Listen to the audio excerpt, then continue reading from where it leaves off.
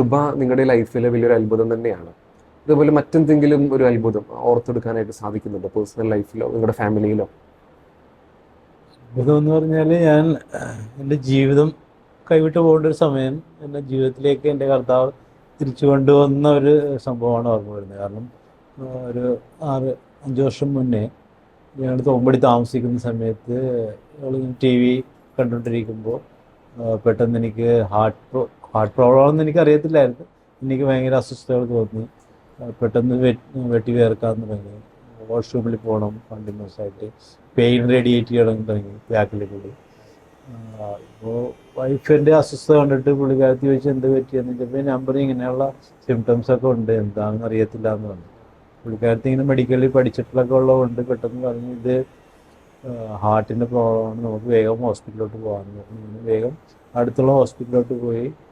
അവിടെ ചെന്ന് ഫസ്റ്റ് എയ്ഡൊക്കെ തന്ന് ഡോക്ടർ പറഞ്ഞ് വേഗം ഒരു മേജർ ഹോസ്പിറ്റലിലോട്ട് ഷിഫ്റ്റ് ചെയ്യണമെന്ന് പറഞ്ഞു. അങ്ങനെ നേരെ മെഡിക്കൽ ടെസ്റ്റിലോട്ട് വന്നു. അവിടെ ഞാൻ നേരെ കാർഡിയാക് ICUലോട്ടാണ്. ബാക്കി എന്താണ് അത്ഭുതം നടന്നതെന്നുള്ളത് വൈഫ് തന്നെ പറയും. യെസ്.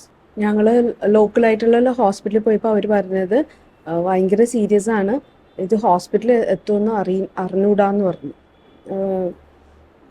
ഒരു ഉറപ്പുമില്ല. പക്ഷേ അവർ ഞങ്ങൾക്ക് ഫസ്റ്റ് എയ്ഡ് തന്നിട്ട് ഞങ്ങൾ വേഗം ആംബുലൻസിൽ മെഡിക്കൽ ട്രസ്റ്റിലേക്ക് വിട്ടു. പക്ഷേ എൻ്റെ കയ്യിൽ ജപമാല ഉണ്ടായിരുന്നു. ഞാൻ ഭയങ്കര കൂളായിട്ട് ഇരുന്ന് വെച്ചു. എനിക്കെന്തോ എൻ്റെ ഉള്ളിൽ എന്താണ്, ഞാൻ ജപമാലൊക്കെ ചൊല്ലി എന്നോട് ആരുമല്ല ഒന്നും ഭയപ്പെടേണ്ട, ഞാൻ നിൻ്റെ കൂടെയുണ്ട്, ഞാൻ നിൻ്റെ കൂടെയുണ്ട് എന്നുള്ള. എൻ്റെ ഹസ്ബൻഡ് ആണെങ്കിൽ പുറകെ നിന്നിട്ട് നോക്കുന്നത് തന്നെയാണ്, ഞാൻ കരയുന്നുണ്ടാ, ഞാൻ ഡെസ്പാവുന്നുണ്ടാ. പക്ഷേ ഞാൻ കൂളായിട്ട് ഇരിക്കണ കാരണം കൊണ്ട് ഹസ്ബൻഡും വലിയതായിട്ട് ടെൻഷൻ എടുത്തില്ല. ഞങ്ങൾ അവിടെ പോയി ഹോസ്പിറ്റലിൽ അഡ്മിറ്റായി. ഉടനെ ഹസ്ബൻഡിനെ ആൻജിയോഗ്രാം ചെയ്ത് അതൊക്കെ ഞങ്ങൾക്ക് ഒരു നോർമലായിട്ടാണ് തോന്നിയത്. പക്ഷേ അതൊരു വലിയൊരു സംഭവമായിരുന്നു. ഡോക്ടർ വിളിച്ച് പറഞ്ഞപ്പോഴാണ് മനസ്സിലായത്. ഡോക്ടർ പറഞ്ഞ് നിങ്ങൾ കറക്റ്റ് ടൈമിൽ ഇവിടെ എത്തിച്ച് കറക്റ്റ് ടൈമിന് ഇതിന് ഞങ്ങൾക്ക് ചികിത്സ ചെയ്യാൻ പറ്റി, ബ്ലോക്ക് കണ്ടുപിടിക്കാൻ പറ്റി, കറക്റ്റ് ടൈമിൽ സ്റ്റെൻറ്റ് ഇടാൻ പറ്റി. അപ്പോൾ ഇത് ദൈവം നിങ്ങളെ ഹെൽപ്പ് ചെയ്താണെന്ന് പറഞ്ഞു. ഞാനും അങ്ങനെ തന്നെ വിചാരിക്കുന്നത്. കാര്യം നമുക്ക് കൊറോണ ടൈമാണ്, നമുക്ക് എല്ലാം ദൈവം എല്ലാം ക്രമീകരിച്ച് തന്നു. നമ്മളൊരു സഹനത്തോടെ കൂടെ കൊണ്ടുപോയി.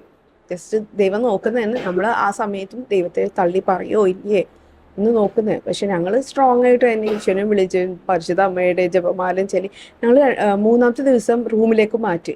പക്ഷെ ഞങ്ങൾ രണ്ടുപേരും കൂടി ജപമാല ചൊല്ലി. മറ്റുള്ളവർ വിശ്വസിക്കാമെന്ന് അറിയാൻ പാടില്ല, പക്ഷെ എനിക്ക് മാതാവിൻ്റെ നല്ല സുഗന്ധം എനിക്ക് കിട്ടിയ റൂമിൽ. ഇത് എത്രത്തോളം പുറത്തുള്ള ആൾക്കാർക്ക് വിശ്വസിക്കുന്ന അറിയില്ല, പക്ഷെ എനിക്ക് എൻ്റെ അമ്മ എനിക്ക് ശരിക്കും എനിക്ക് പ്രസൻസ് തന്നു, ഞാൻ നിൻ്റെ കൂടെ ഉണ്ടെന്ന്. പിന്നെ അത് കഴിഞ്ഞ് എന്താണ് ഹസ്ബൻഡിന് ഒരു 2 മാസം കഴിഞ്ഞപ്പോൾ ഹാർട്ട് ഫെയിലിയർ വന്നു. അതും ഭയങ്കര വലിയ ലെവലിൽ തന്നെ, ഒന്നും ചെറുതായിട്ടൊന്നും തന്നിട്ടില്ല, എല്ലാം നല്ല സ്ട്രോങ് ആയിട്ട് വന്നു. അപ്പോഴും ഞങ്ങളുടെ ഈശോനെ ഞങ്ങൾ മഹത്വപ്പെടുത്തി. ഞങ്ങൾക്ക് സഹനം തരുമ്പോൾ ഞങ്ങൾ ഈശോനെ മഹത്വപ്പെടുത്തി, ഞങ്ങൾ നന്ദിയും പറഞ്ഞു. പക്ഷെ ഈശോ അത് വെറുതെ പുഷ്പം പോലെ ആക്കിയേക്കാണ്. ഹസ്ബൻഡ് ഈ സൗത്ത് ഇന്ത്യ മൊത്തം ട്രാവൽ ചെയ്യുന്നത്, എസ്പെഷ്യലി കൊറോണ ടൈം ആണെങ്കിലും ഈ ഹാർട്ട് ഫെയിലിയറും ഹാർട്ട് അറ്റാക്കൊക്കെ കഴിഞ്ഞപ്പോൾ ഹസ്ബൻഡ് എക്സ്റ്റെൻസീവ് ട്രാവലിംഗ് ആണ്. പക്ഷെ ഒരു കുഴപ്പം ഉണ്ടായിട്ടില്ല. എനിക്കൊരു ടെൻഷനും ഇല്ല ഹസ്ബൻഡ് ജോലിക്ക് പോകുമ്പോൾ. ഞാൻ വിചാരിക്കുന്നത് എൻ്റെ ഈശോ കൂടെയുണ്ട്, അതുകൊണ്ട് ഞാൻ ടെൻഷൻ പിടിക്കേണ്ട ആവശ്യമില്ല.